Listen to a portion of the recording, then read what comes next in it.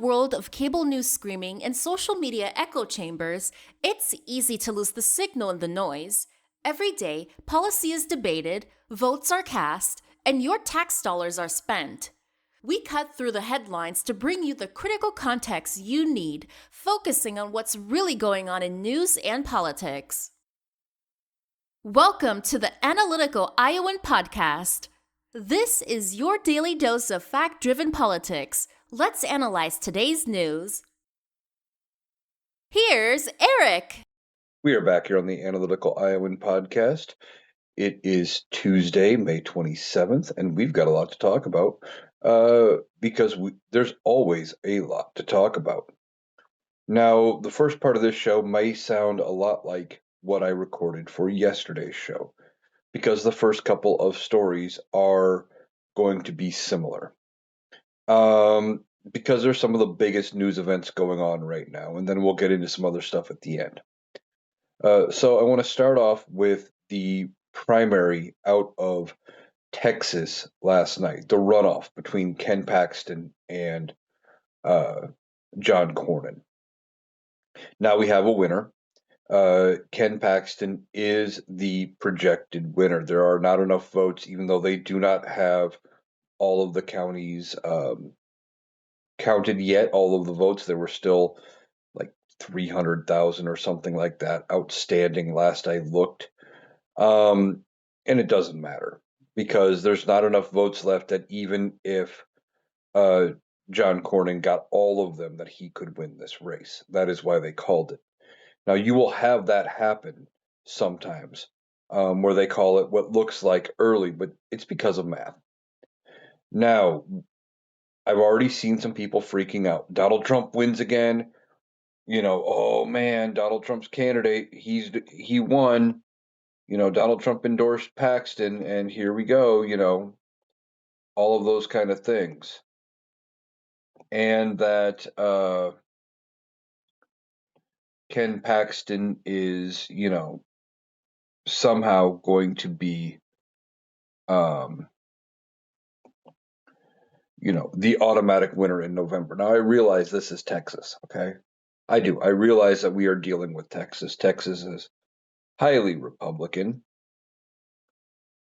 and that Texas is going to be one of those states that's going to be hard to flip blue.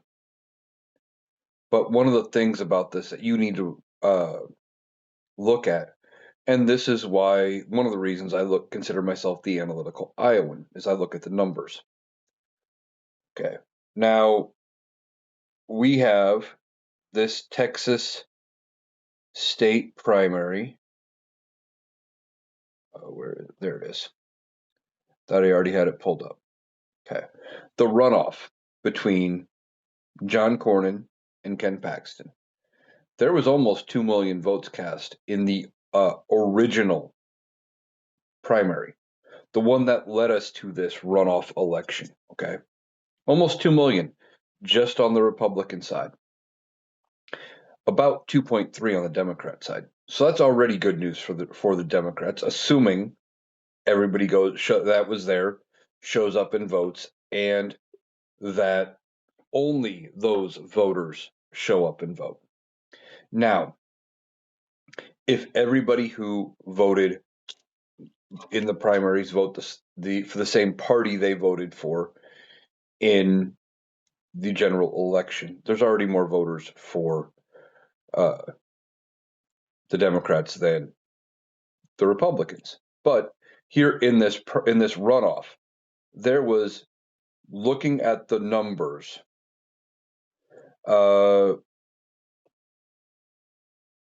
think it was just under 200,000, or just under 1.7 thousand, I think.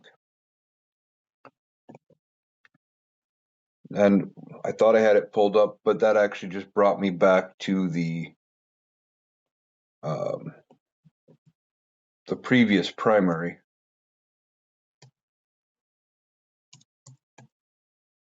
Let's see here. Here we go. I think this is it. Yeah. Yeah, here in the uh, runoff, doing some quick napkin math, you're at about 1.4 million. There was almost 2 million on the Republican side the previous primary. So you're talking about 600,000 people did not show up to vote in this runoff. Now, what does that mean? Well, some people maybe did not want to go vote again for another primary, for especially when it was only the one race. As far as I know, there was only the one on the ballot. Now, that just means that they didn't want to take a day off of work, make the effort to go get there. It's entirely possible. That is all that means. Um, it could also be that people are sitting it out. They don't like the fact Donald Trump endorsed Ken Paxton, and they're protesting. Now, what does that mean for November? Are they going to show up and vote for Ken Paxton? Maybe, maybe not. Could they sit it out? Of course, they could always sit it out. Now, what would lead any of this to make me believe Texas could flip? Well, I'm looking at the numbers of people who voted. Now, I'm just curious to see.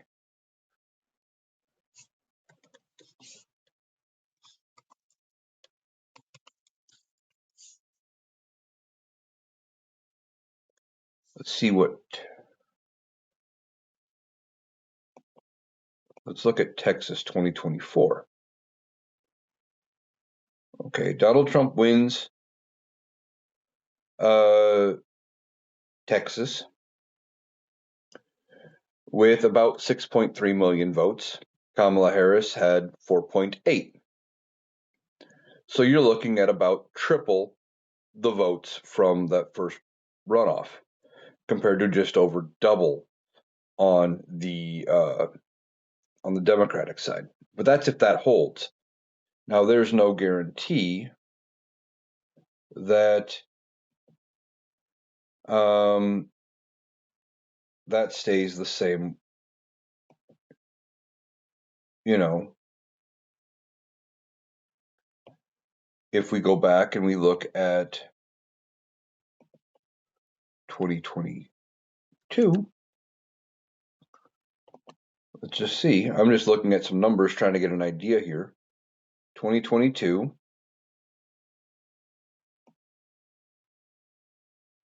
there was not a Senate race. I don't think. No, there wasn't. So we have to go all the way back to 2020. All right, 2020. Let's look at Texas. Now in 2020, tells a much different story. Donald Trump does win Texas, but only at 5.8 million votes to Joe Biden's 5.2. Joe Biden carried a bigger chunk of Texas. But in the last election, John Cornyn, he got 5.9 million to Mary Hager's 4.88 million. So it's looking like it's going to be a hard fight for the Democrats. But again, you have data from this runoff where more people chose not to vote. So you had about 1.6 million people voting, and you had a drop off of 600,000 compared to 2.2. What did I say? That was about a third of what uh, Donald Trump had in the 2024 election. Okay, so let's just do some assuming here. If a third, or if that was a third of the vote, so you take what was missing, about the 600,000 times 3, that's 2.4 million. No, 1.8 million. My apologies, my math was wrong. 1.8 million. Well, if 1.8 million sit out the race between Ken Paxton and Talrico, or vote for Talrico, Um, and these numbers from 2022 hold, or 2020 hold, rather. Um, Forgot that was the last time the seat was up. If you take 1.8 million out of John Cornyn's total, he's at 4.1. Mary Hager still at 4.8. Changes the math, she wins. If that holds. Again, no guarantees. But people get very hung up on the fact that Donald Trump pushed so hard for Ken Paxton. And that is not an automatic means by any, that doesn't automatically mean by any stretch of the imagination that Ken Paxton is just automatically going to win in November. The numbers look like it could be telling a different story.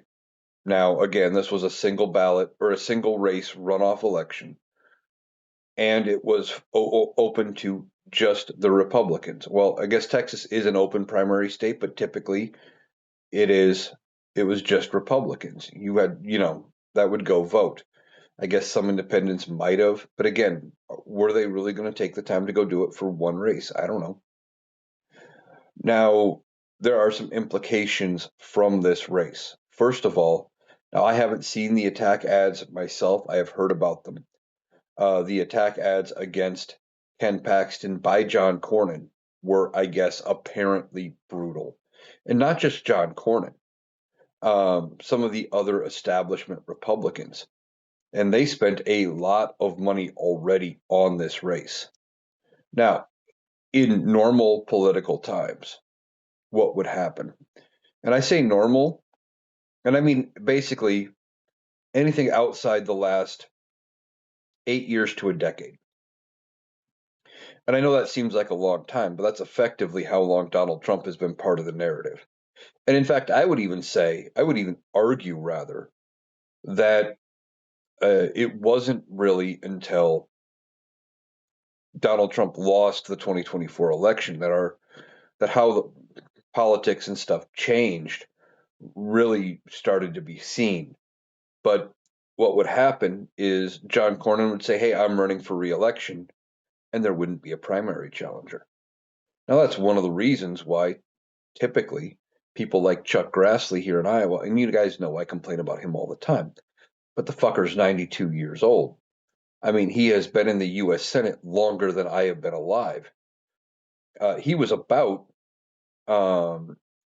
the age I actually, we think, 90, or he was elected in 80. That was 46 years ago. Yeah, he was slightly older than I am now when he got elected to the Senate the first time, and has basically put my entire lifetime's worth of time in the Senate. I mean, if his job was anywhere else in the country, retirement age is now, I think it's up to 67, but still, let's just say 65 because that was what it would have been when he was there. Chuck Grassley would have been out of the U.S. Senate by the early 2000s, 20 years in the Senate. But was he? No. He keeps running because the incumbent typically doesn't get a major primary challenger. Even looking at 2024 for the Democratic primary for president, there wasn't a serious Democrat rather. I don't know why I said Republican, mostly because Republicans are the ones fucking this up, I think. But there wasn't really a serious Democratic contender against Joe Biden. The two people that were running in the primary against him, and yes, there was a goddamn primary for all of the people who like to come out and say, well, there wasn't a primary. Kamala Harris was just appointed. Yeah, there was a primary, and the primary was for Joe Biden. The primary went with like 98% of the delegates was pledged for Joe Biden. He won every single state. But his two primary contenders were Marianne Williamson, who I wasn't even aware of ahead of her running in that race, and RFK Jr., Mr. Brainworm himself, who is uh, so democratic and so much like any of his family members that in order to get a position in the cabinet, he sold his soul to the devil and is working with Donald Trump. And there was sarcasm implied there, if you couldn't tell. This whole thing is Donald Trump just uh, throwing a monkey wrench in everything. He gets primary challengers against sitting incumbents that shouldn't have a primary challenger. Now, with all of the money they spent in this race, okay, it's not their own personal money, of course. They rely on donations. Now, the biggest chunk of those donations come from Republican mega donors and things like that. But they spent a lot of money in this race, okay? For what? To try to make sure that Ken Paxton didn't get the nomination. And now all of that money was wasted, and they are going to have to scrub all of those attack ads and turn around and try to play nicey nice. The same donors, the same groups, the same PACs are going to have to try to play nice with Ken Paxton because they don't want to give the seat up to a Democrat. Now, what the Talrico campaign should do is take those attack ads and basically just make his own ad saying, hey, remember when the Republicans said this about Ken Paxton? Remember when John Cornyn said this about Ken Paxton? And just run it. I mean, I don't know if that would fit within his style, but I think he should do it. And if not him, other Democratic PACs that maybe aren't connected directly to Ken Paxton. They need to focus on going after this guy. But see, Donald Trump has fucked everything up. Instead of allowing the incumbent to just run and win and maintain his power, he threw a wrench in this. Now, with John Cornyn, much like what we've seen with Thomas Massie and Bill Cassidy, and I think, is it next week? I think South Carolina. South Carolina primary.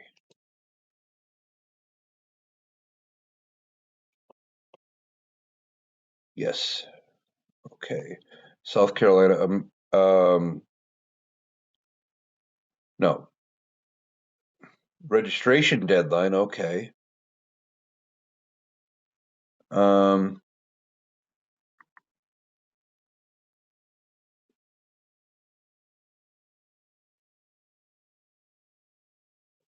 what on election day? Doesn't say. Um,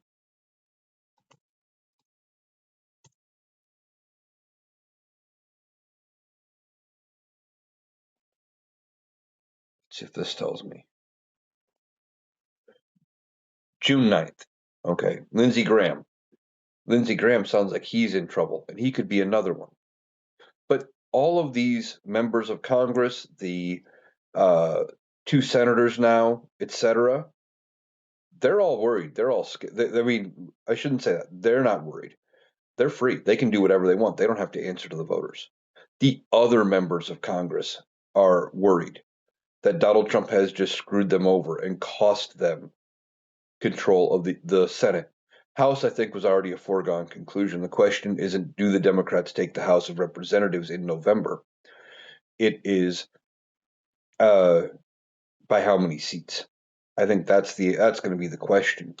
And when these things happen, like with uh, John Cornyn, Thomas Massie, etc.,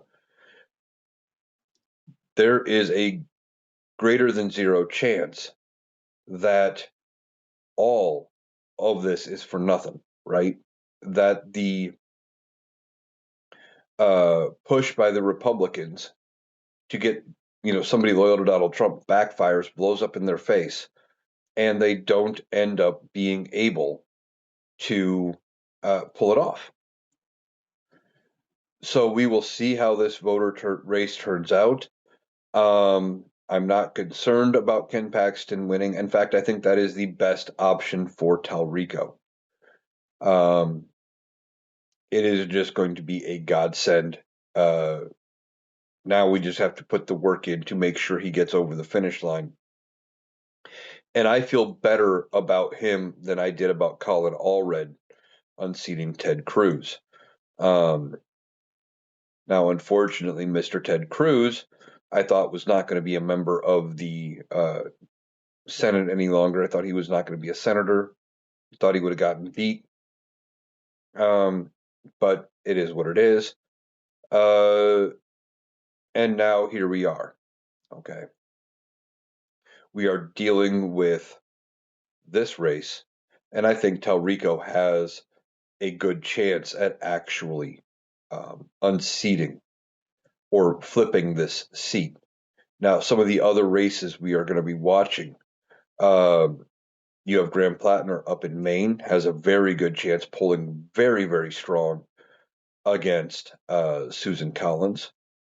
You have Sherrod Brown, who has won statewide in Ohio, running to get his seat back. Um, Although I guess it isn't actually his seat, it is for the other Democratic seat or the other Senate seat in Ohio. But he is trying to flip that seat, but get back to the U.S. Senate, and he has won statewide before. You have Roy Cooper out in North Carolina, very, very popular statewide Democrat out there. I think that is almost a foregone conclusion. It would take a miracle, I think, for the Republicans to win against Roy Cooper.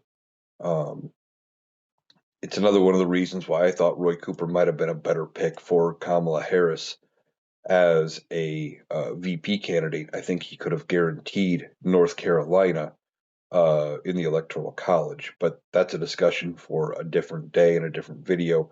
We've gone down that rabbit hole several times. But continuing on, you've got here in Iowa, I think there is a good chance.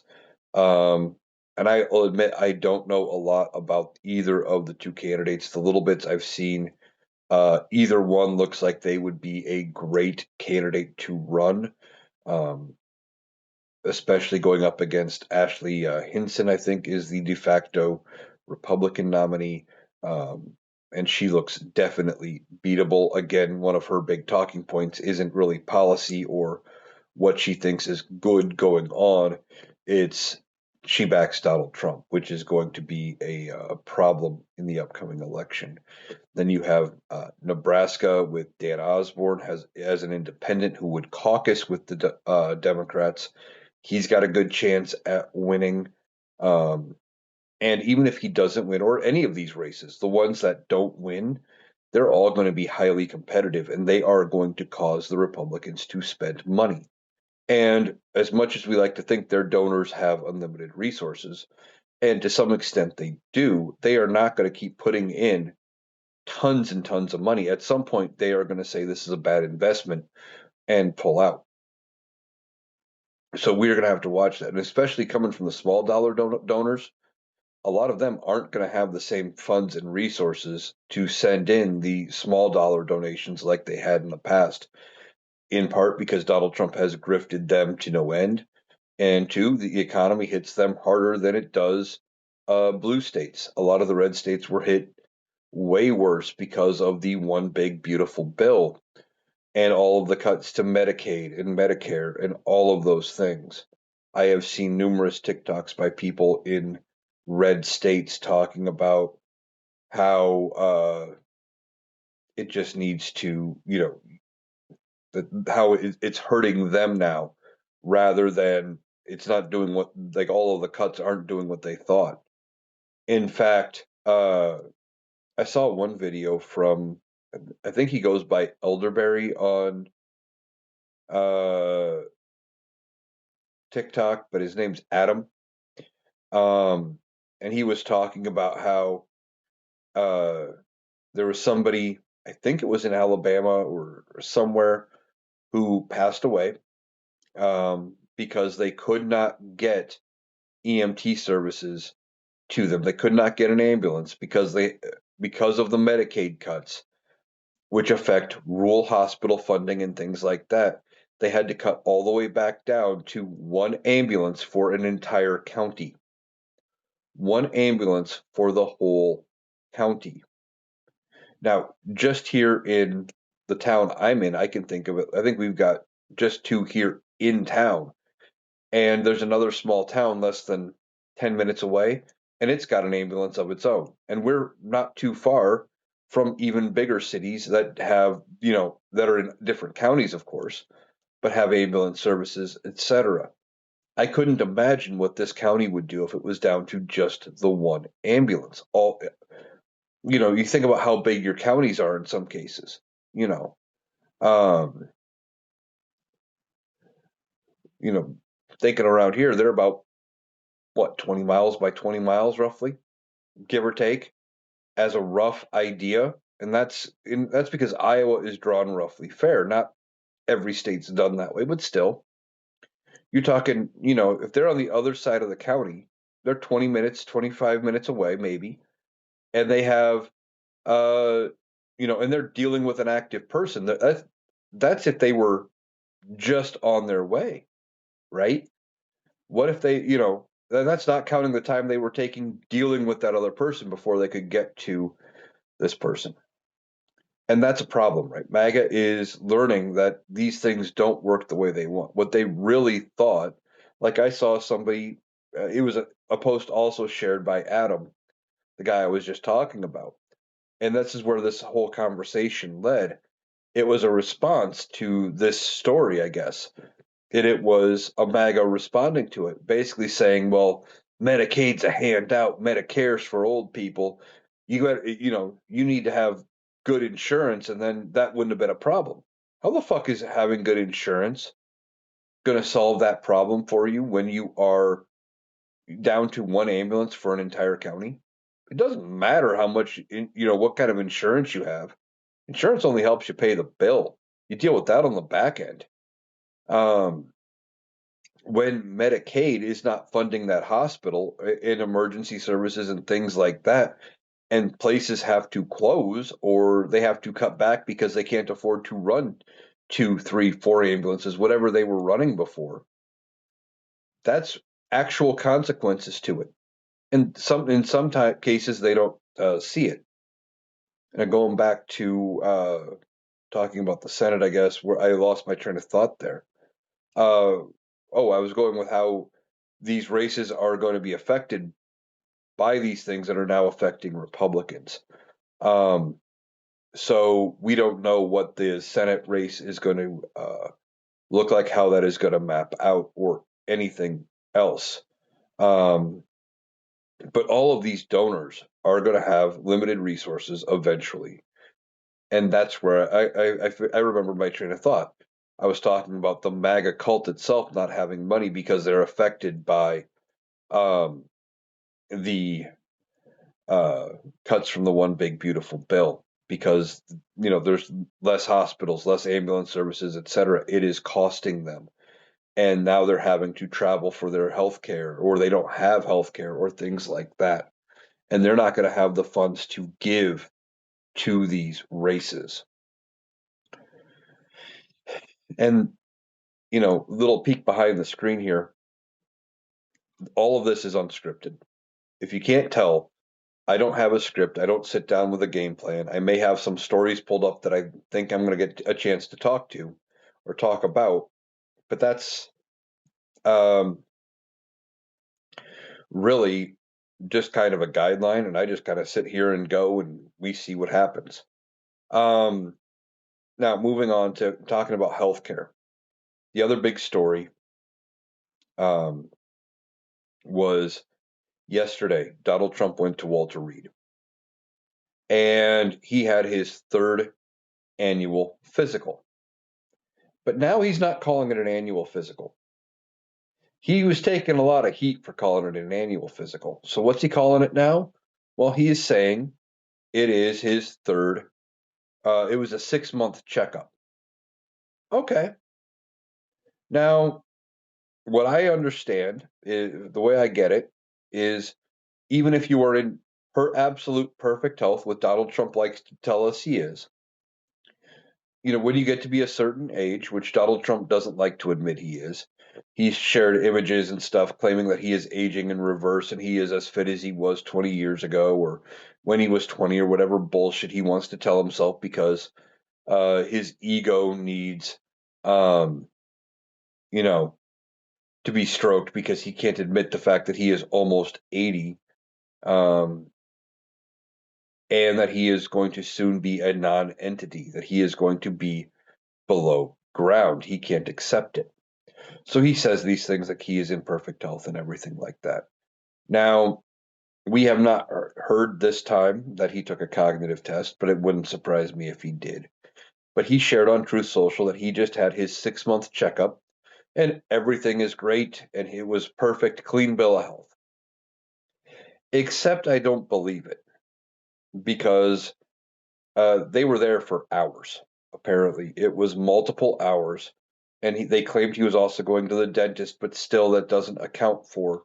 I think it was like 4 or 5 hours total of time at Walter Reed. That's typically, if you're in the doctor's office that amount of time, typically they're looking for stuff.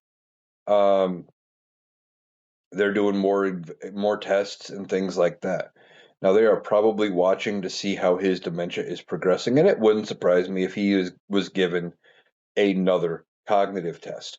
We've talked before about those cognitive exams, and what they all entail. I'm not going to go too deep into it, but he thinks it's a big flex to talk about having taken them and having passed them. Here's the thing: even if you got one question right off the entire exam, they're going to tell you you passed. They're going to tell you everything was fine because of his ego. They don't want him to become combative, and they want him to continue to take them, regardless of the outcome. They want him to continue to be willing until he progresses far enough, because I still believe 110% that he has some form of Alzheimer's, dementia, something like that, and that he will end up getting to a point, because a lot of dementia patients do, where they are non functioning. And basically, until he gets to that point, they are going to want him to be cooperative, and they are going to want him to end up uh, sitting down, going through it all, and dealing with, um, you know, being part of the exam, right? And if they tell him, well, you failed, or it looks like you have dementia, something like that, he's not going to be willing to continue the tests. He would get up and leave. He would never go back. I actually believe that he is taking blood thinner, um, and it's not aspirin. I think they have him on blood thinner or prescription medication for high blood pressure, and that medication is actually, uh, he's being told that it is an aspirin. They're not telling him actually what he is on, because he wouldn't take it. Because he's referred to it before that he takes, uh, I think he said, what is it, like 200 and 245 milligrams or 244 milligrams or something like that. What is that number? 325 milligrams. There we go. I'd get there, of aspirin daily.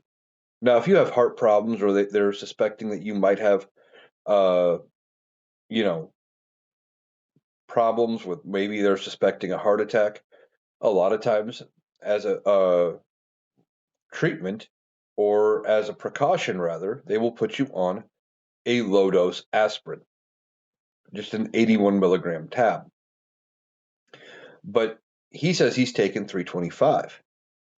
So what I think it is they told him, because it's probably, whatever he's on is probably a bigger pill than that low dose aspirin.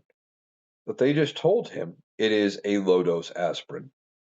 And he believed them because he's got no frame of reference and he's got nothing to compare it to. And he went with it because, again, they're trying to get him to comply. So he goes, he does this whole spiel, and goes to the doctor. This is after he's been falling asleep in public. Um, he fell asleep sitting there listening to Pete Hegseth at Memorial Day. He's got balance issues. I genuinely believe that he is uh, getting worse day by day. Now, today he is supposed to be having a cabinet meeting at some point later this morning. So we'll be talking about that cabinet meeting probably tomorrow on the podcast. Um, but they do these long cabinet meetings, and they've gone 3-4 hours before. Now, if he is declining like I think he is, and if they're worried about him falling asleep, again, wouldn't surprise me if they trim that up and make it shorter. If they try to keep it under 2 hours, maybe an hour and a half. I mean, I know from sitting here doing this podcast, talking for an hour straight is taxing.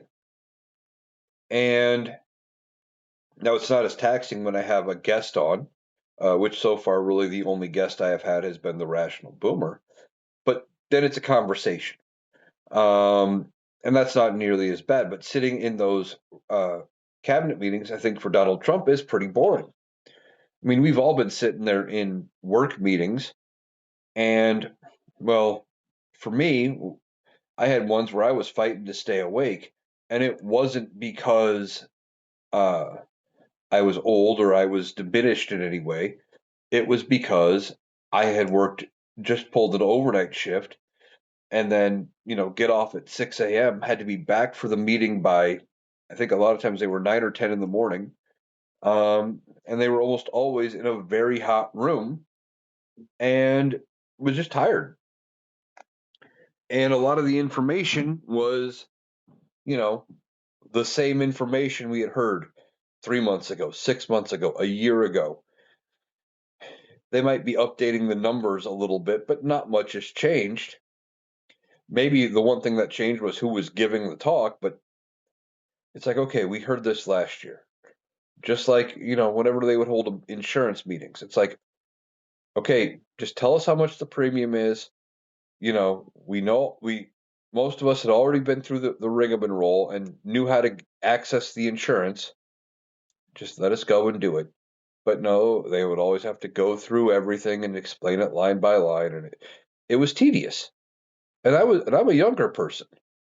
I can only imagine what's going on with Donald Trump and how it is bothering him to sit through these meetings because he is bored out of his mind.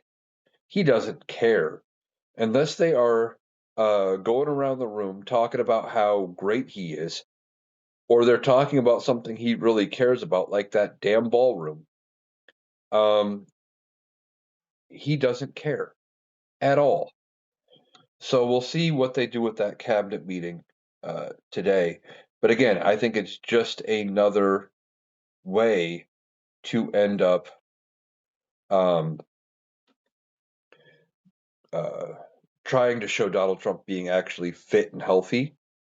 And I don't think it's going to work. Now, one of the things I want to talk about is the LA mayoral race. I'm not in LA, don't have a dog in the fight. But have you heard about this bullshit? And maybe you've seen the TikToks. Now, one of the guys running is Ultra MAGA. His name is Spencer Pratt. And he has uh, kind of developed a following of MAGAs online. Now, this, before I get in, I'm going to talk about this too. But this just uh, it proves how MAGA he really is. LA mayoral challenger Spencer Pratt on Friday blasted incumbent Mayor Karen Bass's approach to addressing homeless people in the city, while also suggesting that Seattle would welcome them. Pratt, a former reality star from MTV's The Hills, claimed in an interview with ABC 7 LA that the city's people without housing are not homeless, they're drug addicts using meth and fentanyl. He claimed that there is enough housing and beds for everyone living on the street. Goes on to say here, they're choosing to be on the street because they want to do drugs. They don't want rules. They want to have animals to abuse. This idea that they are forced on the street right now is a lie that our city is perpetuating. Pratt also said the homeless residents were bussed in by scam rehabilitation centers, scam non government organizations, and scam homeless nonprofits. That's the kind of classy guy this guy is. Now, I don't think he's got a chance to win mayor of LA. And normally I wouldn't give him the time of day. But the reason I'm talking about him uh, is because I'm seeing a whole lot of videos shared by MAGAs. And of course, once I figure out that they're MAGA, I block them because I don't deal with them. But I'm seeing a lot of them, and I'm seeing also videos stitched and duetted by liberal creators talk where these MAGAs are talking about it. What are they all saying? Well, since LA and California doesn't have voter ID laws, let's go to California and vote in the mayoral race for Spencer Pratt. I say try it. Do it. See what happens. These MAGA dumbfucks believe that if you don't have a voter ID law, that means anybody can vote and all you do is show up and you get a ballot. They don't know how anything fucking works. They don't. This whole Spencer Pratt thing is just another example. Now, I would bet you 90 to 95% of them have no interest in ever leaving their quiet little town, wherever they live. I'm seeing people from Indiana and Tennessee and Kentucky and, all those red states saying they're going to go. I doubt any one of them goes to LA to go vote for Spencer Pratt. They're just saying it because it sounds good and they're chasing clout. And of course, they all got their talking point. But for those that do try it, I hope you do. Because almost always there is a way you have to identify yourself. Now, you would have to have given them some form of an identification. You would have had to ID yourself somehow during the registration period, right? When you go to register to vote. Oh, and guess what? You're not registered to vote. You're not going to get in. Now, I don't know if California has same day registration. I know here in Iowa we do. Um, but if you do same day registration, you're only given a provisional ballot to make sure nobody else matching your identification tries to vote. And usually, if you don't provide a driver's license or some other form of photo ID, you need to have other identifying information, pieces of mail to prove your residency, those kind of things. And then guess what? Again, if you're trying to steal somebody's ID to go vote and they show up to go vote, your ballot one doesn't count. And a lot of times they hold the elections in places with security cameras, um, and they go looking for you. You'll get charged, you'll get caught. But see, the MAGAs, they have this talking point now that there is no voter ID, so it's a free for all, and anybody can go vote out there in LA. So I say let them. Let them go find out what's going on with voter ID and why we don't actually need it because the safeguards work. And then, maybe they'll get a pardon from Donald Trump for trying to, do his election interference or things like that. This whole thing is dumb. This whole thing is dumb. That they're even suggesting Spencer Pratt that they're going to go run and vote for him. If Donald Trump had never been pushing the whole voter ID talking point, and for the most part, voter ID hadn't been a talking point until Donald Trump lost the 2020 election. He started pushing it as a way to explain away his loss because he's always got to have an angle. There's always got to be a way to prove that it wasn't his fault that he lost. Period. And that's why we're at where we are. Let's see, that was on his physical. We already talked about that.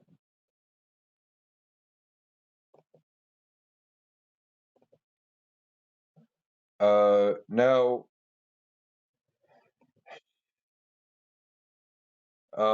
Donald Trump raises refugee cap to admit more white South Africans. This comes from The Hill. Donald Trump formally raised the refugee cap to allow the admittance of another 10,000 individuals. Slots, he said, must be given to white Afrikaners in South Africa. In doing so, Trump declared an emergency over the matter. The South African government has long denied that the country's white minority is facing racially motivated violence because there's no proof of that. The government denies it because it's not true. Donald Trump claims it because it's a good talking point. Now, the adjustment comes to what was otherwise the lowest refugee cap in the history of the program, with Trump in October determining the U.S. should accept just 7,500 refugees. Tuesday's move cements the highly unusual decision to prioritize refugees from one country. But here's the thing: they want the white Afrikaners from South Africa. Okay, now let's talk about that for a minute. The white Afrikaners, guess what? They have the most money in South Africa. They were in control for the longest time. They may be the minority, but they had the majority of the money. To put it into an American perspective, uh, you know, think about the old South before the Civil War, right? The African American population in the South was quite high compared to the Caucasian counterparts. But who had the money? Also, the fact that the African Americans were not free at that point also made a difference. But who had the money? That's where we're at here. Now, sure, are there some white Afrikaners who are not loaded and who don't have the resources? Yeah, that's everywhere. But the majority of the white Afrikaners have funds. And that is, uh, you know, the point here, right? He wants wealthier people, but they're the right skin tone of immigrants. He's not talking about with them that, oh, well, we can't let any immigrants in. Oh, they're criminals. Oh, they're only sending us their worst. No, he's raising the cap. Gee, wonder why. I mean, it's not like he doesn't have a history of being openly racist or anything. Um, that is just shameful by this administration. But I wish I could say I was surprised, and I'm not. Now, one of the last things, because we're getting about to that point, um, South Carolina Senate blocks redistricting plan and blow to Trump. This comes again from the Hill. South Carolina state senators voted Tuesday against a plan to advance a new congressional map, putting a pin in the state's GOP-led redistricting push amid the national back and forth ahead of the midterms. Um, State Senator Richard Cash said in a release, I can no longer support the passage of this bill for one simple reason. South Carolina citizens are going to the polls today. Neither my conscience nor common sense will allow me to stop an election that has already begun, end quote. And that's I'm going to agree with him, even though I believe he is a Republican. The whole thing is their primary election's already underway. There's already early voting going on right now. If they were to end up putting a pause on it to redistrict, it would cause chaos, confusion. You have tons of money already spent in the race trying to set up any kind of uh, you know campaign. lost my train of thought there for half a second. But they've already spent a lot of money trying to campaign and get momentum and everything like that. And now they would want to redistrict. It's not going to happen. This is the Republicans bucking Donald Trump. Now, why is he pushing to redistrict? Well, we've talked about that. He's terrified of the outcome I was talking about earlier, losing the House. He thinks if he can get in a bunch of loyalists, that it is going to be good for him and that he is going to somehow make it all the way, and win the midterms. He is really, really scared of um, losing the midterms, coming out looking like a loser. Now, I guess I got a couple more minutes here. Thought I was going to go a little longer on that story, so uh, got one more here for you. UFC ring construction work starts at the White House to celebrate Trump's birthday. Now, they want you to believe this UFC fight is for the 250th anniversary of the United States. It's not. It is for Donald Trump's birthday because they're holding the fight on Flag Day, which is Donald Trump's 80th birthday. Photos taken by the AP shows workers building pieces of the red and blue UFC fight ring for the UFC Freedom 250 event on the South Lawn. Now, this is part of the official slate of events for the 250th birthday celebration. So we get to see a couple guys, and I don't even know what the card is going to look like. Maybe there are some women there. Who knows? Going to be, doing a couple of fights on the UFC lawn. And Donald Trump thinks they're going to have all kinds of people there. They're not all going to be able. They're not going to get that many people there because of security concerns and everything like that. And this goes against Donald Trump's claims of I need it for security for wanting the ballroom. But again, logic was never Donald Trump's strong suit. Trump told reporters last month that the ring would have enough space to hold 4,500 fans and another 50 to 100,000 people would be able to watch the bout on massive screens staged at the Ellipse, public park directly south of the White House. Trump said, I've been involved in a lot of big events. I've never had an event that has had more interest than the UFC fight we have right at the front door. It's dumb. Could you imagine if a Democrat tried to do this? Republicans would be losing their mind. Now, I have heard that this ring is going to cost upwards of into the tens of millions of dollars. Who's paying for it? UFC? Do they have those kind of funds? I don't know. Because they're going to put it all up and then tear it all down. It's going up now. Event's going to be held in just over 2 weeks, and they're going to tear it all back down. And they're putting up tens of millions of dollars to do all this. And I realize that's a big business and that they make money doing stuff like that all the time. But, I would like to find out if there's going to be taxpayer money used and spent to do this, because it wouldn't surprise me if Donald Trump tries to find a way to foot the bill onto the U.S. taxpayer, because that's just the kind of guy he is. All right, that is going to do it for today's episode of the Analytical Iowan podcast. I want to thank you for taking the time to join me today. Hope you guys have a great day, and I will be back tomorrow with another podcast.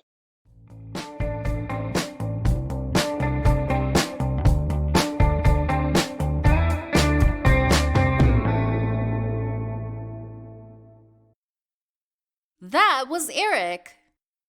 That does it for our analysis today. If you appreciated us cutting through the noise to get to the critical context, please make sure you're subscribed to the Analytical Iowan podcast on Spotify and YouTube. We'll be back tomorrow. Thanks for listening.